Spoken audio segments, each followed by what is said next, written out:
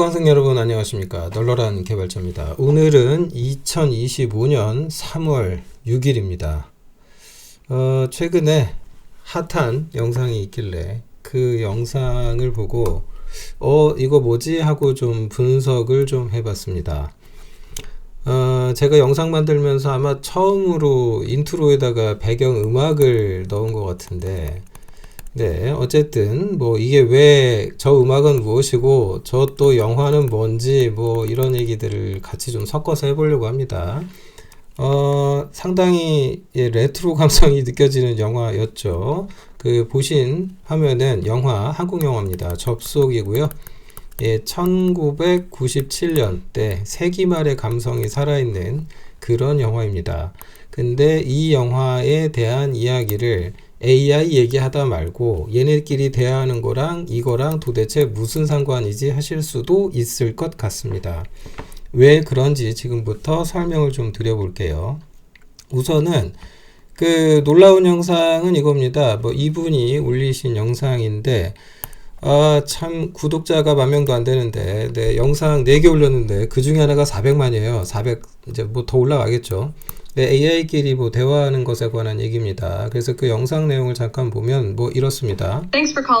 뭐 AI끼리 뭐 지들끼리 뭐 호텔 예약하고 뭐 어쩌고 이래요. 그러다가 이제 뭐 대답해주고 그리고 둘이 AI라는 거를 서로 알게 되니까 그래서 뭐 이제 그 지벌 링크 모드라는 얘기를 합니다. 그래서 요걸로 스위칭을 해서 뭐 통신을 하자 하더니 이런 소리가 납니다. 네. 이런 소리가 나요. 그리고 뭐 소리가 막 납니다. 이런 영상을 딱 보자마자 저는 그냥 이 영화가 떠올라 버렸어요. 네, 이 영화 속의 장면 속에 보면은 뭐 이제 이런 통신이죠. BBS 통신이라고 하는데 이제 이런 통신을 하던 그 옛날 시절의 생각이 떠올라 버렸습니다. 제가 이 말씀을 이제 드리는 이유는 뭐 이런 거 같아요. 뭐 AI끼리의 대화라고는 하는데 우선은 일단은 방금 보신 것처럼 이 AI들끼리의 통화 자체는 뭐 AI끼리 뭐 한다라고 했지만 뭐 AI 플러스 AI 대 AI가 통신을 한다라고는 했지만 여기서 굉장히 중요한 게 뭐냐면은 음성 신호를 이용했다는 거예요. 네, 음성 신호. 근데 이게 음성 신호를 이용하는 네트워크가 뭐냐면 전화망이에요. 전화. 네, 여러분은 요즘은 뭐 5G의 시대니까 뭐 LTE에 뭐에 뭐 이러고 있잖아요. 그래서 이제 4G에서 5G 넘어와서 이제 6G 얘기를 뭐 논하고 있는 시대니까. 근데 그 전에는 전화망을 썼어요. 근데 얘는 이제 아날로그거든요. 그러니까 텔레포니 네트워크인데 여기에서는 진짜로 그냥 소리 신호만 전달이 가능했어요. 네, 이런 네트워크였는데 이 전화망, 이 네트워크를 활용해 가지고 여기에서 이제 디지털 신호를 주고받는 거죠.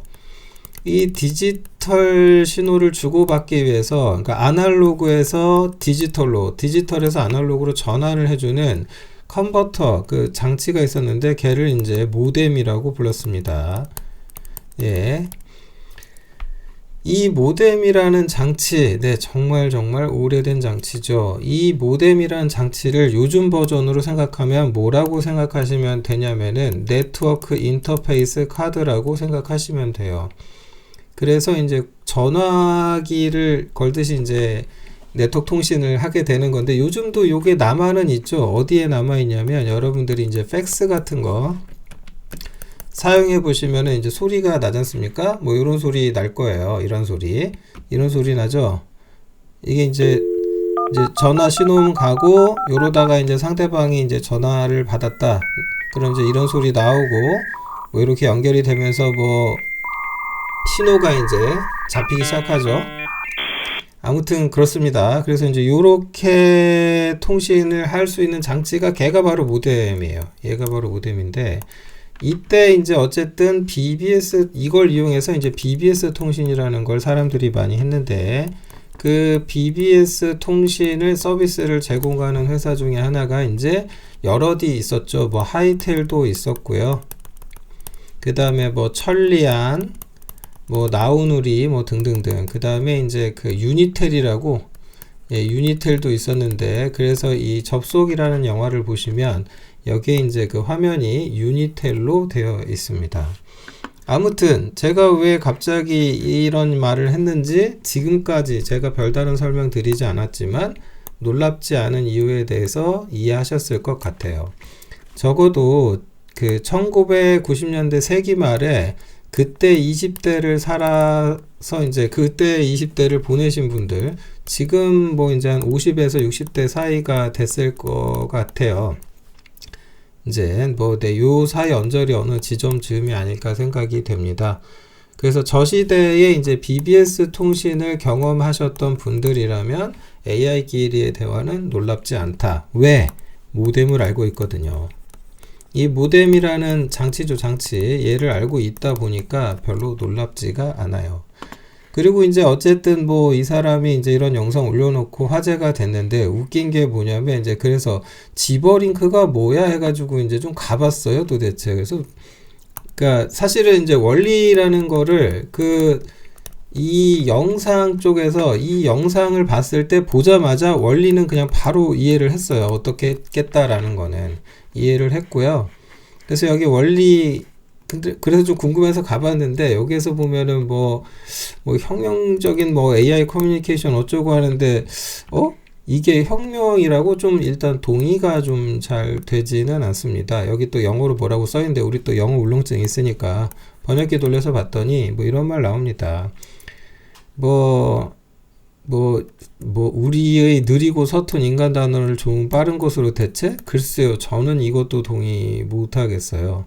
하여튼 뭐 재밌습니다. 그래서 뭐 그 음조 소리 뭐 어떻게 작동하는데 뭐 이래가지고, 근데 요걸 다른 말로 하면 뭐냐면은요, 이겁니다. 찾아보니까 주파수 편의 변조 방식이에요. 그러니까 그 모뎀이라는 장치를 구현하는 그 기술적 원리가 있어요. 그 주파수 진폭을 바꾸는 방법이 있고요. 그러면 이렇게 되는 거거든요. 주파수가 이렇게 하다 이렇게 팍팍 튀어요. 그러면 여기가 1이고 여기가 0이고 이렇게 해갖고 0과 1의 디지털 신호를 전달하는 뭐 그런 방식이 있어요. 근데 이게 주파수 편의 변조는 제가 알기로는 이제 주파수를 바꾸는 거죠. 막 요렇게 되면 1, 천천히 가면 0, 또 단위 시간 동안 이렇게 가면 0, 그다음 또 이렇게 가면 1, 뭐 이렇고. 근데 이제 위상 변조는 얘가 이렇게 가다가 갑자기 탕 튀는 거야, 이렇게. 그래서 이제 바뀌면은 이제 슬라이스 잘라가지고 뭐 여기서 이제 1이 쭉 이어지다가 0으로 바뀌었다, 이제 이렇게 보는 건데, 이걸 또 바꿔서 하는 방법, 뭐 하여튼 위상 변조 있고 뭐 있고 방법론들이 여러 개 있어요. 이런 거 이제 모뎀의 원리에 대해서 찾아보시면 쉽게 아실 수가 있습니다. 어쨌든 핵심적인 원리는 이제 중요한 건 뭐냐면, 이게 음성 신호라는 걸 사용한다. 여기에 있어요, 여기. 이것이 굉장히 중요한 겁니다. 자, 어찌됐건 뭐 여기에 보면은, 그래서 이 사람은, 이 영상을 올리신 분은 기술적 그러니까 좀 대중의 이목을 끄시는 건 성공을 했는데, 기술이라는 관점에서 조금 이야기를 좀 해드리자면, 그러면 작동 원리의 핵심 중에 이제 모뎀이 있다. 여기까지는 알겠는데요. 이거 플러스 이제 또 뭔가가 있을 거 아니에요? 그게 뭔가 봤더니 요 놈이더라고요. 지그웨이브라고 있어요. 요걸 이용했는데, 이게 만들어진 지가 보시면 굉장히 오래됐습니다.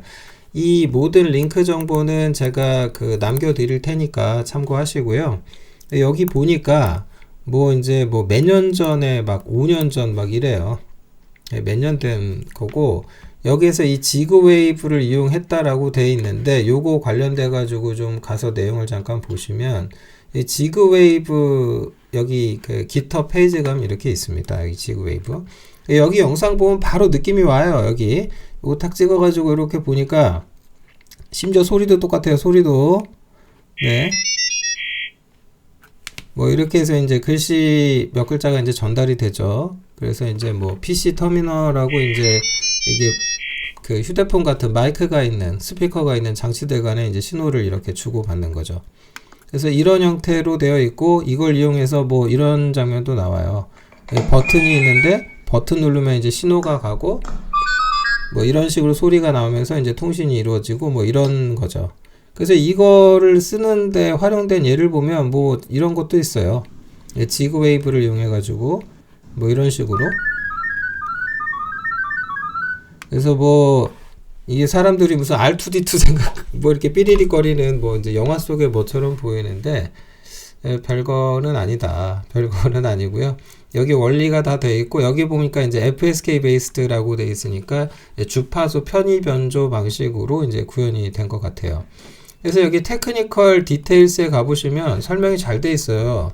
여기 보니까 이제 주파수 편의 변조 이야기도 그대로 나오고요. 그대로 나오고, 그 다음에 이게 그 원리가 여기 요렇게 설명이 쫙 돼 있습니다. 이런 원리로 한다. 그래서 요거 읽어보시면 별 내용이 아니라는 건 아실 수가 있을 것 같습니다.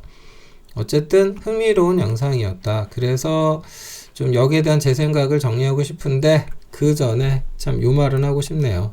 이게 그 BBS 통신이라고 하는 이 서비스가 점점 사용자가 이제 사라지다 보니까, 마지막으로 이제 이게 39년 만에, 이게 언제냐면 지난해 2024년 7월에 천리안이 사라지면서 이제 마지막까지 이제 버텼던 천리안마저 이제 서비스 종료가 되면서 영원히 역사 속으로 사라졌습니다. 모르겠어요. 가끔 그 LP 바 같은 데 있잖아요. LP 레코드 아시죠? 노래 듣는 거. 그 깜장색 플라스틱으로 된.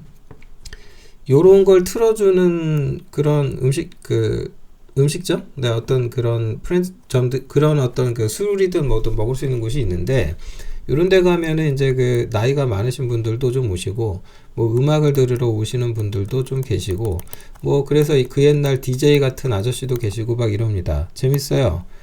이 LP바가 여전히 살아있는 것처럼 얘도 좀 그렇게 되지 않을까? 얘 뭐 별건 아니라서 뭐 해볼 수도 있긴 하겠는데, 문제는 이제 모뎀 자체가 구하기도 힘든 장치가 되어버렸고, 다들 이제 무선 그 휴대전화를 사용하고 있다 보니까 뭐 사실은 이런 BBS BBS 통신을 써야 할 이유 자체가 없어진 것 플러스 인프라 자체가 이제 희귀해진 거죠. 아무튼 그래서 이제 요런 기술들이 이제 뭐 글쎄 어떻게 활용될지는 좀 두고 봐야 되겠다. 그러니까 핵심은 이제 앞서 말씀드린 것처럼 음성 신호인데, 이 음성 신호를 이용한다라는 요 하나만 딱 놓고 생각해 보세요. 이걸 뭐냐면은, 이게 쉽게 말해서 큰 소리잖아요. 작은 소리면은 음파라고 하는 게 도달거리가 이제 한정적이니까 어떻습니까? 그래서 이걸 원거리로 보내려면 소리를 크게 내야 되겠죠. 뭐 그런 것도 있지만 이제 주파수를 바꿔준다든지 뭐 이렇게 갖고, 사실 그 지금도 라디오 같은 거는 그렇잖아요. 디지털 송출도 하지만 여전히 아날로그 신호를 송출해 가지고 수신기를 통해서 우리가 이제 가청 주파수 대역으로 바꿔 갖고 소리를 듣는단 말이에요. 그래서 사실은 이런 그 지그 웨이브 기술 같은 걸 활용을 하신다면, 이런 걸 활용하신다면은 뭐 아주 쉽게 여러분들도 내가 보기에는 구현할 수가 있다. 그리고 이제 이런 방식을 이용해서 통신을 하는데 응용한다라고 한다면 여러분들이 한 번쯤 생각해봐라. 어디다 써먹을 수 있을까? 방송 같은 데가 유리하겠죠. 그러니까 이제 아마 이런 게 좋을 거예요. IoT 디바이스들 통제 있죠. 이걸 제어하는데 얘네들이 이제 가청 주파수 말고 이제 다른 주파수 대역을 쓰면 되니까. 근데 사실 이렇게 갈 거면 그냥 와이파이 쓰고 말지 뭘 굳이 또, 글쎄요. 아무튼 그렇습니다. 그래서 개인적인 생각은 이렇습니다. 기술적인 면에서는 조금 뭐 놀랄 거는 아니고 너무 되게 오래된 내용들이라서, 그래서 그냥 아이디어라는 차원에서 보면 정말 흥미로웠다. 이거는 되게 재밌는 것 같아요. 그래서 이 지그웨이브 같은 거를 사용해 보시는 것도 뭐 프로젝트로 괜찮은 미니 프로젝트 값은 하나 나오지 않을까, 그런 생각이 들어요. 그리고 이 말이 꼭 하고 싶은데, 왜 아날로그 음성 신호냐라는 거예요. 근데 이 부분에 대해서 같은 질문이라고 제가 생각하는 것은 뭐냐면, 왜 휴머노이드냐는 거예요. 지금 뭐 로봇 기술이 막 발전하고 있는데 굳이 사람의 형상을 따라가고 있어요. 왜 그럴까? 그게 저는 굉장히, 이게 같은 내용이라고 생각해요. 왜 아날로그 음성 신호를 쓰느냐? 왜 휴머노이드냐? 이거는 전적으로 인프라 관점에서 이해해 볼 수 있다라는 의견을 좀 말씀드리고 싶습니다. 어쨌든 우리 인간들이 인류가 살아가면서 각종 뭐 건물도 지었고 온갖 사회의 인프라를 계속해서 만들어 왔단 말이에요. 그런데 저걸 이제 와서 다 뜯어 고칠 수는 없어요. 천천히 바꿔 나가야 되겠죠. 그러다 보니까 이거를 새로 때려 부시고 완전히 새로 짓는 뭐 이런 형태로 하루아침에 사회를 바꿔버릴 수는 없잖아요. 예, 멀쩡히 살아계신 분들 다 이제 늙었으니까 돌아가시고 뭐 고려장 치르듯이, 고려장이라는 거는 사실 없다고 하던데, 아무튼 그렇게 해서 뭐 없애버린다? 뭐 이럴 수는 없는 거잖아요. 우리가 무슨 수거의 대상도 아니고, 그쵸? 자, 아무튼 그렇습니다. 그래서 이런 개념, 이 관점에서 이해해 보면은 분명히 이것도 좀 활용할 수 있는 여지가 많이 있을 것 같다. 참고하시면 좋을 것 같고요. 그리고 요것도 하나 곁다리로 하나 놓으세요. 그 주파수를 가지고 이야기를 하는데 편의 변조하잖아요. 이 방식이 좋은 점이 하나 있어요. 뭐가 좋으냐면 노이즈 있죠. 예, 노이즈에 강해요. 그러니까 신호가 전달되는 와중에 음성 신호가 다른 게 섞인다 해도 네, 그게 이제 오동작할 가능성이 조금 낮아요. 좀이 아니라 많이 낮죠. 네, 많이 낮아지고 그러다 보니까 장점이 있어요. 그리고 아날로그 신호를 이용하다 보면은 항상 문제가 뭐냐면은 오류입니다. 오류. 무슨 오류냐면은 신호 손상. 신호가 손상돼 가지고 보내내는 이제 보낸 데이터는 A인데 날라갔더니 A 다시가 돼 버리고는 경우. 즉 중간에 노이즈 때문에 신호 손상으로 자료가 손상되는 경우가 발생할 수가 있겠죠. 그래서 이런 부분들을 이제 오류를 검출하고 보정해내는 게 이제 중요하겠죠. 네, 그런 관점에서 기술적 접근을 한번 해보셔도 좋겠다라는 의견 드려봅니다. 어쨌든 날로 인공지능이 발전하고 있고 뭐 그런 관점에서 사람들이 좀 굉장히 무섭게 쳐다볼 것 같기는 해요. 솔직히 그렇지 않습니까? AI가 만약에 진짜 얘네가 막 자각을 해가지고 지들끼리 통신을 하겠다. 그래서 닌겐 너 따위가 못 알아듣게 내가 해주지라고 각정을 했다고 해봐요. 그러면 AI가 우리보다 더 뛰어날 텐데 그걸 가청 주파수 대역으로 쓴다고요? 네? 가청 주파수 대역을 굳이 써가지고 소리를 낸다고? 글쎄요. 쓸데없는 생각이 아닐까. 예, 가청 주파수 대역을 쓰지 않겠죠? 초음파가 되든 초저음파가 되든 뭐 하여튼 뭐 가청 주파수 대역 넘어가고 해야 되니까 뭐 그래야 사실 뭐 네. 지들끼리 더 빠른 속도로 정보도 주고받을 수 있고. 근데 그렇게 따지면 결국 그게 와이파이 아니야? 맞잖아요.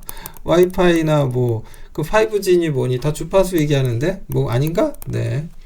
아무튼요. 뭐 그렇다. 그래서 재미난 아이디어다. 그런 정도로 이해해 주시고 뭐 살펴보시면 좋을 것 같습니다. 자, 흥미로운 영상이 있어서 그냥 뭐 제가 개인적인 의견을 좀 남겨봤습니다. 자, 오늘 영상 여기까지 할게요.